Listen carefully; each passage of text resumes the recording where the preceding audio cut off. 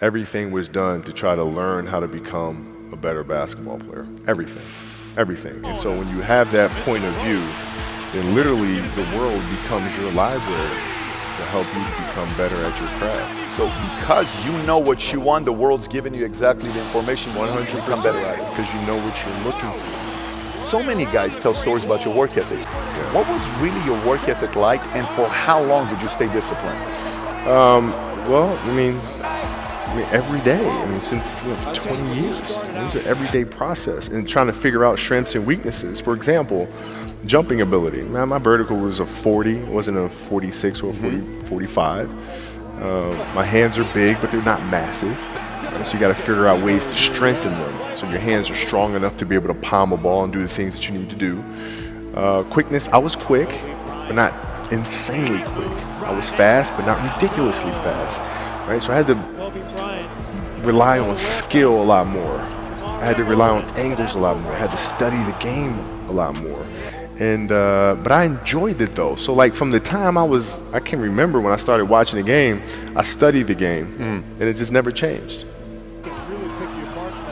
It's a good separation for me, emotionally, to be able to put myself in a place where at practice or when I'm training and doing games, I switch my mind to something else. I switch my mode into something else, right? For me, it's the equivalent of Maximus Decimus Meridius and Gladiator picking up the dirt, smelling the dirt. It's go time. Right? So that was my mental switch. It was like an actor getting ready for a film. You got to put yourself in that cage. When you're in that cage, you are that character. And when you leave there, it's something completely different. But when I'm in that cage, bro, don't touch me, don't talk to me. Just leave me alone. How did you get mentally and emotionally so strong where it doesn't bother you? Well, you got to look at the reality of the situation. Like for me, it's not, you kind of got to get over yourself. Like, it's not about you, man. Like, okay, you feel embarrassed. You're not that important. Like, get over yourself. That's where you go. Get over yourself, right? Like you're worried about how people may perceive you, and like you're walking around and it's embarrassing because you shot 5 air balls. Get over yourself, right? And then after that, it's okay, well, why did those air balls happen? Got it. High school, year before, we played 35 games, max, right? Week in between, spaced out, plenty of time to rest. In the NBA, it's back to back to back to back to back to back to back. I didn't have the legs. If you look at the shot, every shot was online. Every shot was online, but every shot was short. Right? I got to get stronger. I got to train differently. The weight training program that I'm doing, I got to tailor it for an 82-game season so that when the playoffs come around, my legs are stronger and that ball gets there. So I look at it with rationale. Say, okay, well, the reason why I shot air balls is because my legs aren't there. I go, well, next year they'll be there. That was it. Done. Were there some names that you looked at and says, these 3 guys are as crazy as I am? At the time, I deal with what I've referred to as Goat Mountain. I went to Goat Mountain and I talked to Magic, Michael, Bird, Hakeem Olajuwon, Jerry West, Oscar Robinson, Bill Russell. So I would talk to them. What did you do? What were your experiences? Michael in particular, he's become my big brother. He's been my big brother since I first came in the league. And what was that process like? So I went to them and started understanding the ins and outs of the game, and how they approach things and their level of detail and obsessiveness, and that's what I did. The players that had that passion but weren't willing to commit their entire lives to doing that, right? It's a choice, right? You have other things. You have family, you have all these other things that you have to do. The game can't really be your number one priority. And so I was just looking at that like, man, this is gonna be fun.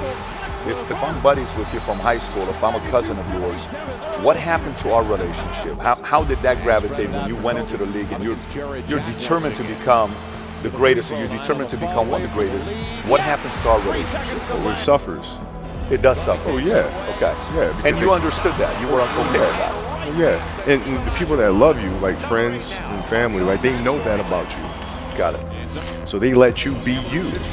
And when you reconvene, you pick back up where you left off. But make no mistake about it, everything in between is lost, right? So those long-term relationships, the commitment of time of, taking vacation. Like I see a lot of players take vacations with other players that are close friends. And they'll just take vacations just to take vacations, or just hang out just to hang out. Like I never did that. Why not though? Why didn't you do that? Well, because when I retire, I didn't want to have to say, I wish I would have done more. I don't want that. You know, I don't want that. You know, you got a lot of people paying their hard-earned money to come watch you perform. It's your job to be in shape. It's your job to be strong enough to perform at that level every single night. And as a competitor, I'm not ducking shit. Like, it's not, oh my God, my back hurts, I'm sore, we got to play Vince Carter and Toronto Raptors tonight. We actually had this happen. We had a game against Toronto in 2000, and Vince was tearing the league up. My back was jacked. Like, the perception of that, like, what? Kobe's missing the game against Toronto and Vince Carter because, man, my back was really spasming. But people will be like, what? Oh, he's ducking Vince. Excuse me? No, I don't think so. So I would be in the layup line like, okay, there's a lot of days where, you can rest and recover. Today ain't one of them. Your back can bother you any other day. That shit ain't bothering me today. He gonna have to see me today. Yeah. Oh man. Yeah. You're looking at big investments you got to make. What is the decision-making process there? You call, is there, first you do your own research, you take this much time, you call an advisor, is there a system you follow? It's pretty simple for me. It's do you understand the business? The business that you can help in some form or fashion. What are the barriers of entry to that business? And then the entrepreneurs themselves, the company itself. Do they have a culture that you believe is sustainable? Are these leaders people that you believe in? Are they people that are obsessives? And in turn, have they created a culture of obsessiveness? So I tend to look at those 4 factors, and that's big right there, brother. I don't know if you guys caught that right there. That's pretty massive right there. Same determination. What's your current work schedule look like today? It's different because I personally am not writing every word of the novels.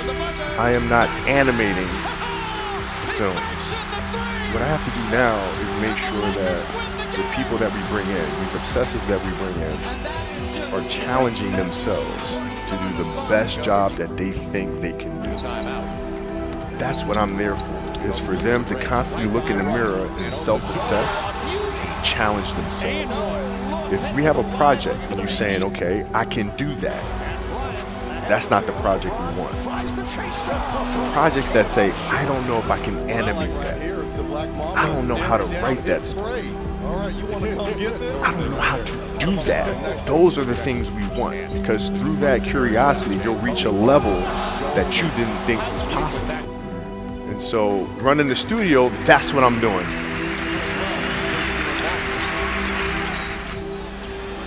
You're playing against the Golden State Warriors. Score is 107-109. You guys are close to getting into the playoffs. You know exactly what happens in the game. You go up, you're about to take your shot, and then all of a sudden, boom, Achilles happens, right? He went and hit the free throws, and then you walked off the stage. Yeah. And you got the surgery done. When I went in the trainer's room, my kids are in there. And, they're looking at you and stuff, and I'm looking at them, and I'm like, it's all right. Dad's gonna be all right. We'll be fine. We'll be all right. We'll be all right. We'll be all right. And as a parent, you gotta set the example. You gotta set the example. This is another obstacle. This obstacle cannot define me. It's not going to cripple me. It's not going to be responsible for me stepping away for the game that I love. I'm going to step away on my own terms. And that's when the decision was made that, you know what? I'm doing it. I'm doing it. Please subscribe my YouTube channel.